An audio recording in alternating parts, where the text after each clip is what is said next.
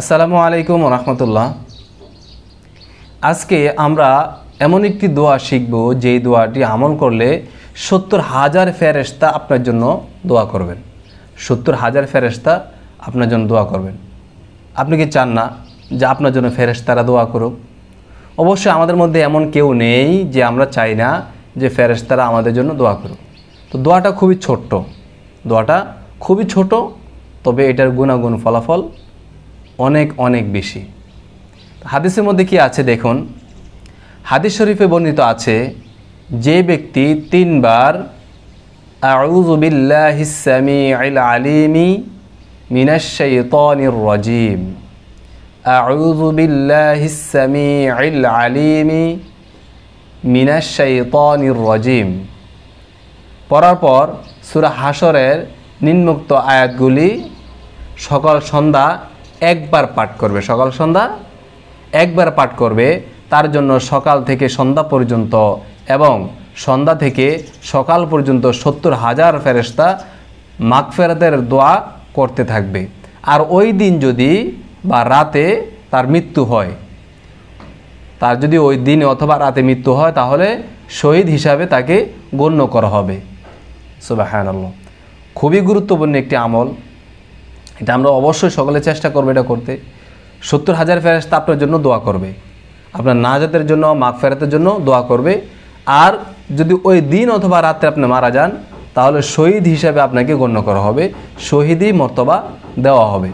এখন আমাদের দোয়াটা কি সেটা জানতে হবে।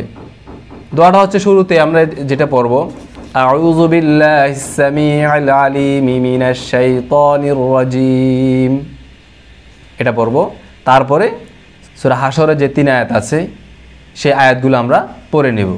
আর সেগুলো হচ্ছে, হুয়াল্লাহুল্লাযী লা ইলাহা ইল্লাহু আলিমুল গায়বি ওয়াশ শাহাদাতি হুয়ার রাহমানুর রহিম,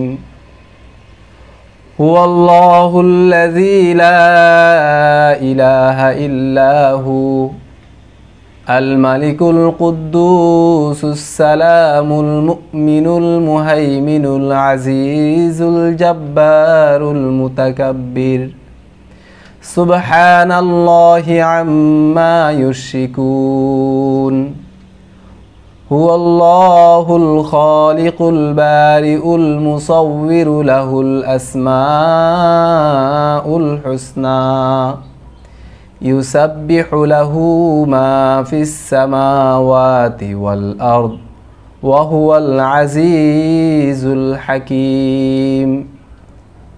সূরা হাশরের শেষ ৩ আয়াত আমরা শুরুতে আউযু বিল্লাহিস সামিউল আলিমি মিনাশ শাইতানির রাজিম এটা পড়ে নিব। তারপরে আমরা সূরা হাশরের যে শেষ ৩ আয়াত আছে এটা আমরা আমল করব প্রতিদিন। এটা ইনশাআল্লাহ আমরা আমল করার চেষ্টা করব। এখন থেকে আমরা সেটার প্রতিজ্ঞাবদ্ধ হই যে আমরা প্রতিদিন এটা আমল করব। যেই কোনো পরিস্থিতি থাকে না কেন, এটা অবশ্যই আমরা মিস করব না। খুবই গুরুত্বপূর্ণ একটি আমল।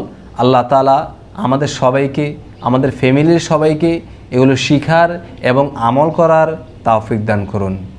আমিন।